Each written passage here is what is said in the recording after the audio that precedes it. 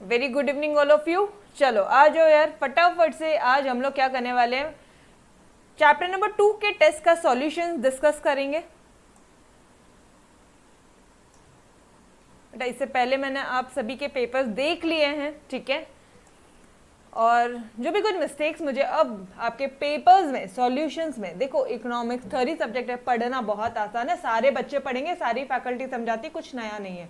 But एक एक के पेपर को देखकर एक एक बच्चे के अंदर क्या क्या मिस्टेक्स आ रही है, ठीक है, वो आंसर आपको इम्प्रूवमेंट कर करके आपको बोर्ड एग्जाम के लिए प्रिपेयर करवाना, ये इस टेस्ट सॉल्यूशंस का जो आज का जो सेशन है, आज इसका यही एक एम रहेगा, ठीक है। चलो आ जाओ, और जो भी कुछ आपको डाउट्स आ रहे हैं क्वेश्चन में वो भी मैं आपको बता दूंगी। So let's start. पहला क्वेश्चन क्या बोल रहा है गाइस? फर्स्ट क्वेश्चन क्या बोलता है? Complete the table. सिंपल सा पार्ट है, टेबल कंप्लीट करो। ओके जी, टेबल कंप्लीट करना है, ठीक है। कितने मार्क का क्वेश्चन है? अच्छा, वन थिंग, अभी थोड़ा सा ये मार्क्स, ओके 5 मार्क्स है। मैम आप बोलोगे मैम सिर्फ 4 ही पार्ट है, 5 मार्क्स है। थोड़ा सा अगर इस तरह से कुछ होता ना, जस्ट कि मुझे 35 राउंड फिगर करना था, इसलिए मैंने इस तरह से लिया है। अदरवाइज आपका जो, डोंट वरी, बोर्ड एग्जाम का जो बोर्ड पेपर है, ठीक है, वो आपको मैं उस अकॉर्डिंगली कैसे करवा के दूंगी, तो मैं वो आपको जब आपका प्रीलिम्स होगा ना हमारा, ठीक है, जब 6 चैप्टर्स की टेस्ट होगी, जब फर्स्ट टू 5 चैप्टर्स की टेस्ट होगी, उस अकॉर्डिंगली मैं आपको तब बोर्ड पेपर के सेट करके दूंगी। आज तो मैंने वही क्वेश्चन लिए थे बेटा इस बार टेस्ट में, जो मुझे पता है कि आप लोगों को लिखने में दिक्कत होगी, ठीक है। डायरेक्ट क्वेश्चन मैंने डाले ही नहीं है, आप भी सोच समझ सकते हो कि एक भी डायरेक्ट क्वेश्चन ही नहीं है। सिर्फ और सिर्फ कहाँ से पूछे, कंसेप्ट बताओ, एक्सप्लेन करो उस कंसेप्ट को। यहाँ पे मैंने आपको पूछ लिया। ये भी अगेन फर्स्ट वाला क्वेश्चन वॉज ऑल्सो कंफ्यूजिंग, जिसमें भी बहुत सारे बच्चों को दिक्कत आई होगी। थर्ड वाला पार्ट तो टोटली ग्राफिकल है, उसमें भी अगेन, ठीक है। तो आज तो आपकी मैम ने ये जो टेस्ट लिया सिर्फ आपको टेस्ट करने के लिए, और मुझे एक अंडरस्टैंडिंग कि भाई मेरे बच्चे किस लेवल के हैं, मतलब क्या वो समझाने के बाद में क्या वो आंसर खुद से लिख सकते हैं, नहीं लिख सकते तो I will be giving you solutions also, alright. तो लेट्स स्टार्ट करते गई। Complete the table. Question number 1 बोलता है कंप्लीट करो टेबल। एक फ्लोर मिल है मेकिंग फ्लोर फ्रॉम व्हीट। अरे गेहूं से आटा, उसका फॉर्म चेंज हो गया। कौन सा यूटिलिटी? Form utility. इसमें तो किसी को कोई डाउट नहीं है, नो डाउट्स। फर्स्ट वाला पार्ट सिंपल था बहुत, ठीक है। सेकेंड वाला आता है सेल्स पर्सन गिविंग डेमो, ठीक है। अब देखो मैंने आपको पढ़ाने के टाइम पे भी अब ये सारी चीजें बताई थी। मोबाइल फोन, या आपने कोई वॉशिंग मशीन खरीदी है, मोबाइल फोन लिया, लेकिन आपको चलाना ही नहीं आता, तो इसकी यूटिलिटी क्या है? तो आपको क्या करना पड़ेगा? नॉलेज लेना पड़ेगा। न्यू वॉशिंग मशीन लिया, अरे भाई ऑटोमेटिक है, चलाना नहीं आता मम्मी को, तो कौन सा यूटिलिटी? पहले नॉलेज लेंगे तो क्या हो जाएगा, डेमो ले लिया तो फिर क्या हो जाएगा, नॉलेज यूटिलिटी, ठीक है। अब बोलोगे मैडम प्लेस यूटिलिटी भी तो हो सकता है। मुझे बताओ, आंसर्स में तो बहुत सारी चीजें हो सकती है जानबूझ के, इसीलिए। और ना हमेशा याद रखना, ये जो ऑब्जेक्टिव पार्ट है ना, थोड़े से कंफ्यूजिंग होता है। यहाँ पे बच्चों के एटलीस्ट 2 से 3 मार्क के क्वेश्चन हमेशा गलत होता है, ठीक है। बहुत पेपर सॉल्व किए, चेक किए मैंने भी, मेजॉरिटी ऑफ द स्टूडेंट्स ये यहीं पे गलत करता है। लॉन्ग आंसर में किसी को कोई दिक्कत नहीं होती, बेहतरीन वे थे वो बच्चा 2 बार 3 बार लिख के लर्न करके भारी का एक प्रेजेंटेशन करता है, सब सही है। यहाँ पे मिस्टेक होती है। अब यहाँ पे कितने बच्चों ने ये वाला आंसर मार्क किया बेटा, प्लेस यूटिलिटी या टाइम यूटिलिटी? बोलो, किसी को डाउट है इसमें? किसने मिस्टेक्स किए? जल्दी जल्दी से बता दो, बी ऑनेस्ट। पक्का कोई मिस्टेक नहीं की है? ओके, नो डाउट बोल रहे हो तो मतलब no mistakes. Knowledge utility confirm, किसी को कोई कंफ्यूजन नहीं है? अरे बाबा डेमो चाहिए, ठीक है, ओके। न्यू स्टूडेंट बेटा आप भी पूछ सकते हो, ठीक है। ऐसा मत समझो कि हम लेट है, हम पहले लेक्चर देखेंगे, फिर जब जहां पूछना है वहां पूछो, ठीक है, ओके। थर्ड वाला पार्ट आता है आर्म्स एंड आर्मिशन, क्या है ये, अम्युनिशन, ठीक है। बीइंग ट्रांसपोर्टेड, मतलब जो भी आर्म्स और जो भी ये सब होते हैं ना लड़ाई झगड़े के, are being transported from the depot to the border during a war. Place utility. अब आता है कंसेप्ट। नहीं यार, प्लेस यूटिलिटी और टाइम यूटिलिटी अभी में भी मुझे थोड़ा सा कंफ्यूजन है। मुझे बताओ, बॉर्डर की जगह पे या बॉर्डर के टाइम पे, वॉर के टाइम पे कौन सा पार्ट एकदम फिट बैठ रहा है? लड़ाई के टाइम पे अगर आर्म्स मिल गए, इक्विपमेंट्स मिल गए, तो उसकी यूटिलिटी ज़्यादा। यस और नो? तो कौन सा आंसर बेटर बैठ रहा है, फिट कौन सा बैठ रहा है?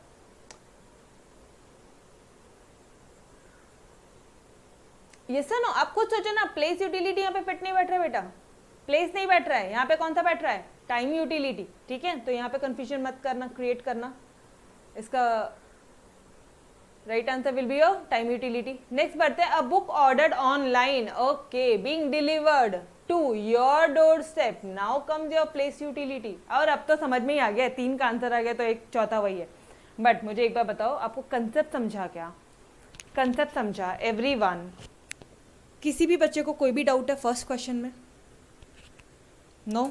ओके, ठीक है। अगर ये पार्ट समझ गया है तो फिर आगे बढ़ते हैं हम लोग डायरेक्टली। जो भी बच्चों ने मिस्टेक किया होगा, ठीक है, और आप अभी नहीं बोल रहे हो, तो बेटा छुप के तब आप आपके मिस्टेक भी सुधार लोगे। ठीक है, चलो, बिना बताए 1-1, 2-2 बार आंसर लिख लेना, आपकी मिस्टेक सुधर जाएगी। ठीक है मैडम, सॉल्यूशन? अरे हाँ बाबा, मैं सॉल्यूशन दूंगी, चिंता ना करो। ठीक है, ये सॉल्यूशन मैं आपको दे देने वाली हूँ। Explain the concept. अच्छा, अब इसमें से एक चीज नोटिस किया होगा, इस सारे क्वेश्चन में एक भी क्वेश्चन आपके टेक्स्ट बुक का नहीं है। ये एक्सप्लेन द कंसेप्ट है, जानबूझ के वैसे किया, बिकॉज आई वांट कि मुझे भी देखना था कि आप लोग अगर एग्जाम में आपको कोई ऐसे आउट ऑफ, मतलब खुद से क्वेश्चन आता out of the text book, तो फिर कैसे सॉल्व करते हो। ठीक है, चलो आ जाओ। फर्स्ट पार्ट, विदित does not buy branded shoes worth rupees 20,000 because he does not find them worth। उसको ये लगा कि 20,000 रुपए देना वो जूतों के लिए ज्यादा है। कौन सा पार्ट आएगा? कहाँ माइंड किधर लेके जा रहा है? अरे 20,000 रुपए ज्यादा देना पड़ रहा है, कम यूटिलिटी मिल रही है, ज्यादा देना पड़ रहा है, एक्स्ट्रा मार्जिनल यूटिलिटी यूनिट्स, याद आ रहा है बेटा? यहाँ पे कुछ भी आउट ऑफ सिलेबस नहीं है, ये सिर्फ आउट ऑफ द, मतलब व्हाट यू कैन से, आपके टेक्स्ट बुक के बीच से मैंने निकाल के दिए। ठीक है, अब मैं कुछ भी आउट ऑफ सिलेबस नहीं पूछा है, और बोर्ड एग्जाम में भी नहीं आता है, बट हाँ ऐसा होता है, मोस्ट ऑफ द टाइम होता है कि 5 मार्क का क्वेश्चन तो आता है। ठीक है, ओके, चलो आ जाओ।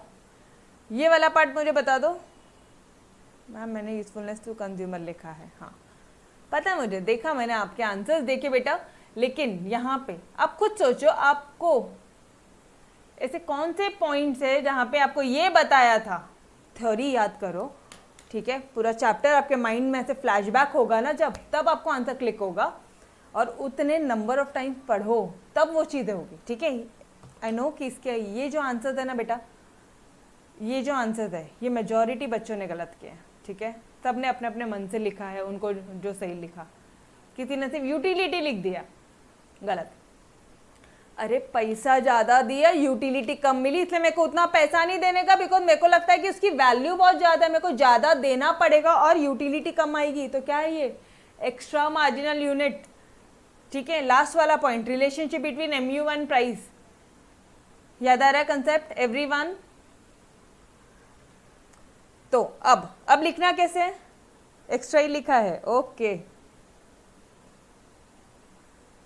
चलो, गुड, जिन्होंने लिखा है वेरी गुड। अच्छा, जिन्होंने नहीं लिखा उनके लिए मैंने बता दिया कि भाई ये पॉइंट्स कैसे आ रहा है। ठीक है, नाउ आंसर का प्रेजेंटेशन। अब आपको पता है, एक बार ये मालूम पड़ गया तो आंसर लिखना बहुत ईजी है।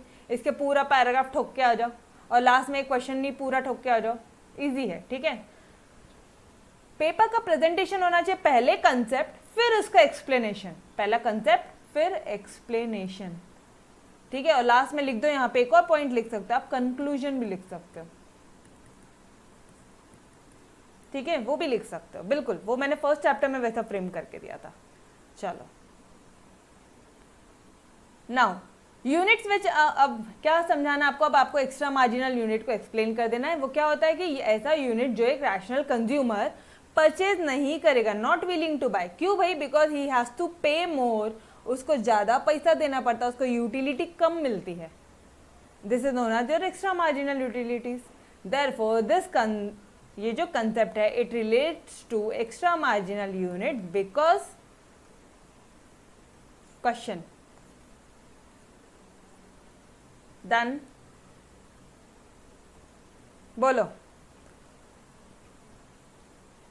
बढ़े आगे।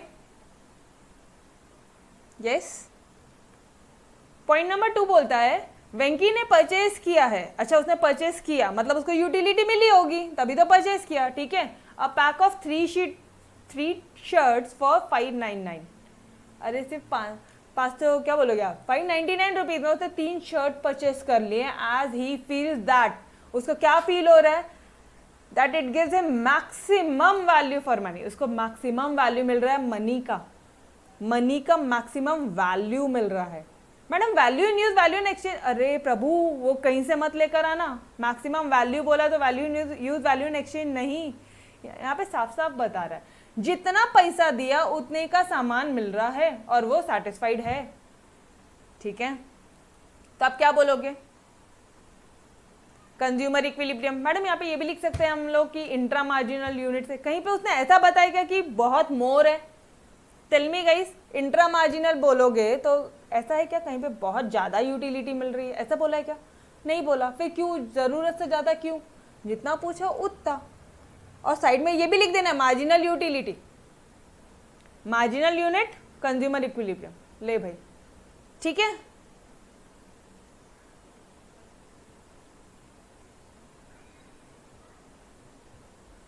श्रद्धा क्या बोल रही है? अच्छा, सिर्फ basis of law of demand लिखा। ओके बेटा, ये बेसिस ऑफ लॉ ऑफ का ही है ना, गलत हो जाएगा, फिर गलत हो जाएगा। Same okay. कंज्यूमर इक्विलिब्रियम लिखना पड़ेगा, ये हम उनको एक्स्ट्रा दे के आ रहे हैं। This is your correct answer, ये आपके आंसर्स में आना चाहिए और इतना हमारा माइंड जाना चाहिए था। ठीक है, एंड आई होप आपने टेस्ट ऑनेस्टली दिया है, बिना कोई भी बुक या बिना कुछ रेफर करके।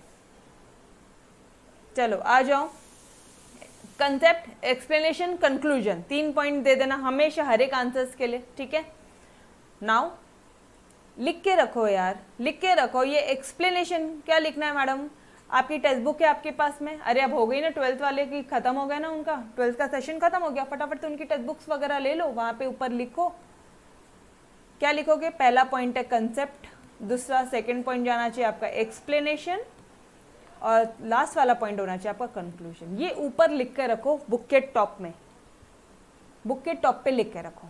ठीक है, कोई एक ऐसा पेज रखो जहाँ पे आपने सारे टिप्स टेक्निक्स वहीं पे लिखे और आप हर एक एग्जाम के दिन में से वही एक पेज रिवाइज कर, वही एक पेज जैसे जस्ट, हाँ यार इसमें मेरे को 3 बार में आंसर लिखना है, इसमें मुझे इंट्रोडक्शन, मीनिंग वगैरह जो लॉन्ग आंसर है उसका प्रेजेंटेशन ऑल टुगेदर डिफर है, जो ग्राफ्स का है उसका ऑल टुगेदर डिफर है। ठीक है, तो ये पार्ट आप लिख के रखो। चलो आ जाओ, एक बार फटाफट से रीड आउट करता है। क्या बोलना है? कंज्यूमर इक्विलिब्रियम बोलना क्या है? जितना मिला है और जितना दिया है वो दोनों इक्वल है, बस बोल दो। यूनिट एट विच, ऐसा यूनिट एट विच, मतलब 3 यूनिट्स, याद आ रहा है? 3 यूनिट्स पे आप यहाँ पे जो सॉल्यूशन लिखोगे बेटा, वो एग्जैक्ट अपना रिलेशनशिप बिटवीन, जो लास्ट आंसर था, relationship between MU and price, उसका एग्जैक्ट लिखना पड़ेगा आपको। ठीक है, अब यहाँ पे अगर आपने मन से लिखा ना, मार्क्स यहाँ कम मिलेंगे। समझ में आ रहा है कितना डिटेल्ड चेकिंग होती है आपके 12th बोर्ड के पेपर्स? डिटेल्ड होते हैं, ट्रस्ट में। Units at which MU becomes equal with the market price, ऐसा यूनिट्स जहाँ पे तीसरे में MU और MP दोनों सेम है, इस कॉल मार्जिनल यूनिट, जहाँ पे कंज्यूमर अटेन करेगा इक्विलिब्रियम। ठीक है, और इसे ही हम लोग क्या बोल देंगे? Consumer equilibrium. ये भी लिखो यहाँ पे, therefore it is also known as consumer equilibrium. Therefore this concept relates to marginal unit as Venky's MU is equal to MP. 599 में उसको 3 शर्ट मिल रहे हैं, मैक्सिमम सेटिस्फैक्शन हो रहा है। By doing so any consumption beyond this point would mean he has to pay more then MU। समझ में आ रहा है कैसे आंसर्स प्रेजेंट करना है? यस सी, यहाँ पे कंसेप्ट नहीं समझ रहे हम लोग अभी, सिर्फ आपको आंसर लिखना कहता है, फटाफट से एक बार क्विक रिवीजन कर रहे हैं, ठीक है? Done everyone. इसका सॉल्यूशन क्या होना चाहिए? कंज्यूमर नहीं, गलत हो जाएगा, गलत हो जाएगा। कंज्यूमर इक्विलिब्रियम आना चाहिए।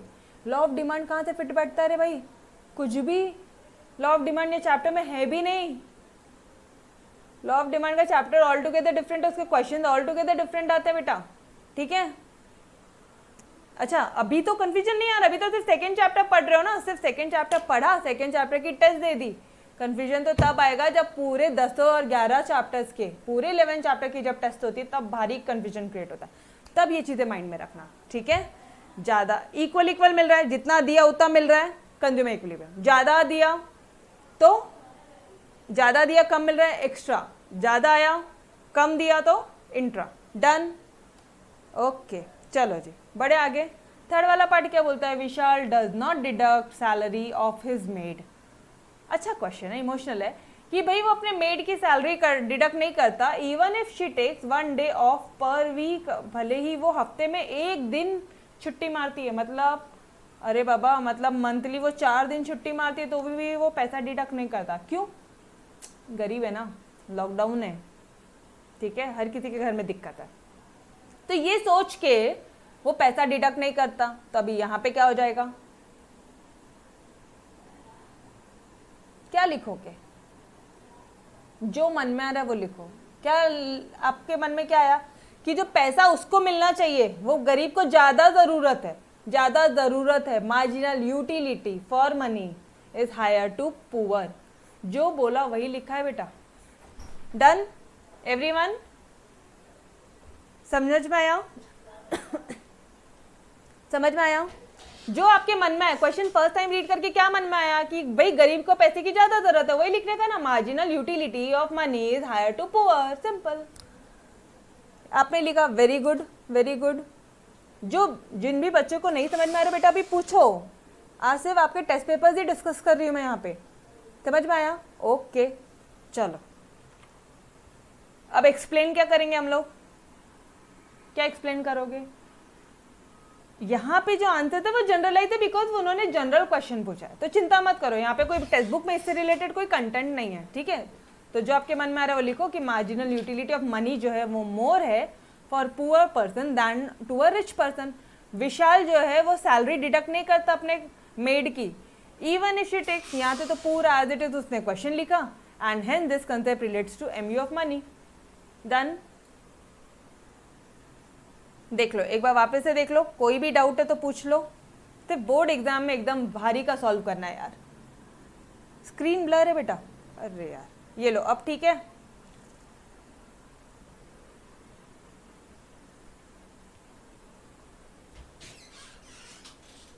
नहीं है ना? ओके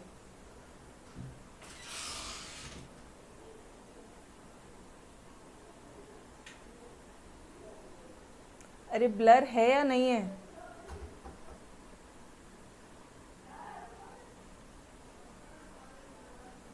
है, सभी को ब्लर आ रहा है। थोड़ा सा इंटरनेट इश्यू होगा ना। ओके ओके चलो ठीक है। फोर्थ वाला पॉइंट फटाफट से डिस्कस कर लेते हैं। दिलीप ने परचेज किया his dream house in his village, ठीक है? मतलब दिलीप ने गांव में अपना जो क्या बोलते हैं, जो उसने सोचा था कि भाई मेरा घर ऐसा होगा, उसने वैसा हाउस परचेज किया। परचेज करने के बाद में जो जब उसको वो घर उसके हाथ में आ गया, घर की चाबी हाथ में आ गई, तो उसको कौन सी यूटिलिटी मिलेगी गाइस? Possession utility. एक ही कंसेप्ट है, उसने परचेज किया ड्रीम हाउस। सी वापस से बोल रही हूँ, चैप्टर नंबर 2 पढ़ रहे हो, चैप्टर नंबर 2 की टेस्ट दे रहे हो, आज कोई दिक्कत नहीं है। जब पूरे के पूरे 11 चैप्टर्स पढ़ेंगे ना और फिर टेस्ट देंगे ना, फिर ध्यान में आएगा। तब ये एग्जाम में क्लियर नहीं होता, तब क्लिक नहीं होता, तब शांति से क्वेश्चन रीड आउट करोगे। डोंट वरी, मैं आपको 100 मार्क जो बोलते हैं ना 100 मार्क की टेस्ट लेना, पूरे 11 चैप्टर की टेस्ट, वो सारी चीज़ें हम लोग ओनली लेक्चर में आपको दे रहे हैं, चिंता मत करो उसकी, ठीक है? बट कंसेप्ट पे ध्यान दो। दिलीप ने परचेज किया, क्या परचेज किया? ड्रीम हाउस परचेज किया in his village. Possession utility. Done, समझ में आ रहा है? Very good, okay. तो अब यहाँ पे आप क्या आंसर लिखोगे? Possession utility arises when the ownership is transferred from one person to another, this concept relates to possession utility. वापस अगेन क्वेश्चन है गाइस, ठीक है। यहाँ पे इससे अलावा आप और भी चीज़ें लिख सकते हो, कंसेप्ट, एक्सप्लेनेशन और लास्ट में कंक्लूजन, ठीक है। और लिखो, ठीक है। चलो let's move towards fifth point.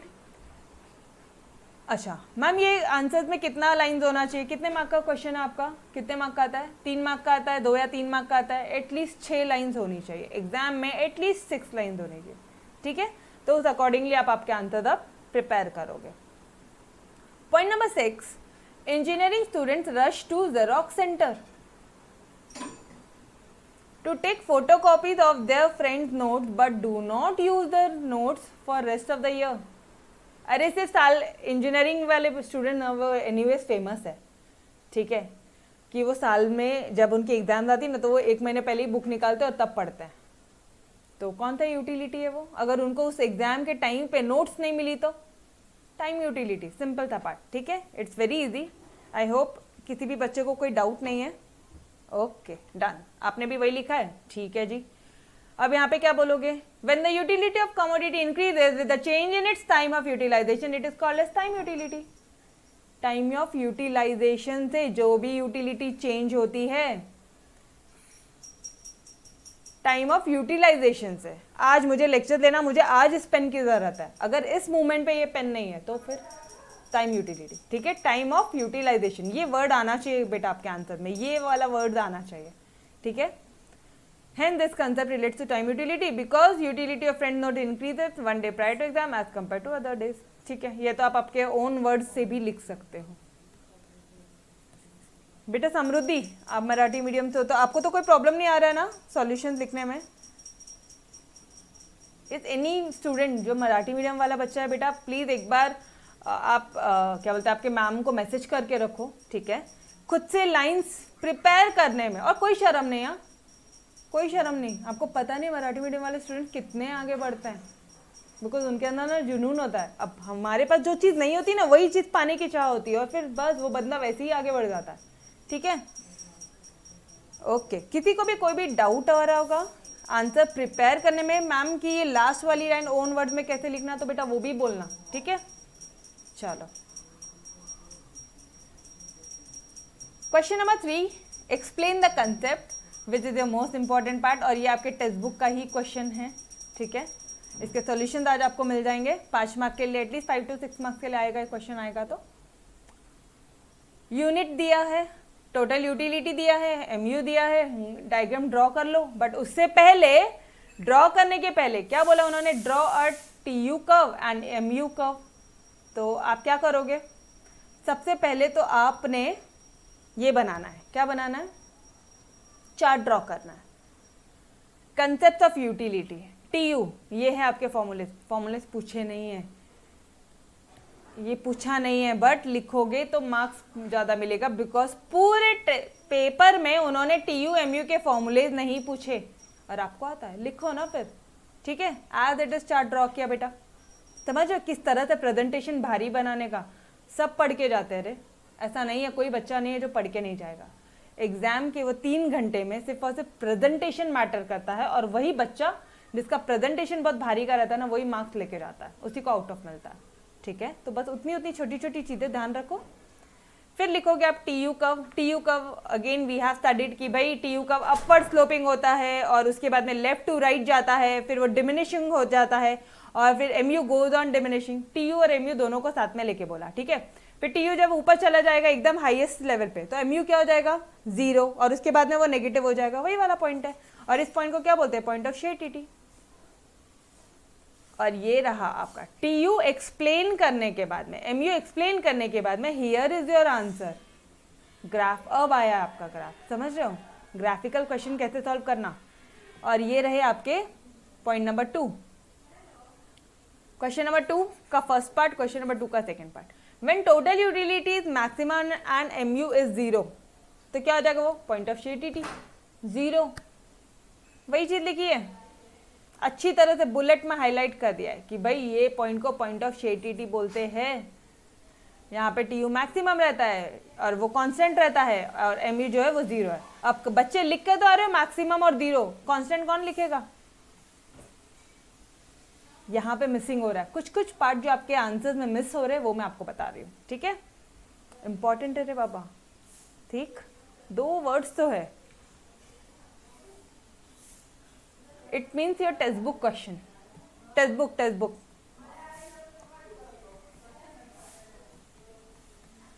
ठीक है, चलो सेकंड वाले पार्ट की तरफ आते हैं। मैम फर्स्ट वाले पार्ट में इतना ही सॉल्यूशन देना, सिर्फ ये एक लाइन का, इससे ज़्यादा क्या लिखेंगे आप ये बताओ? अगर ऊपर लिख लिया तो यहाँ पे क्या लिखेंगे आप? जब टी यू फॉल हो रहा है और एम यू नेगेटिव हो रहा है फिर क्या लिखोगे?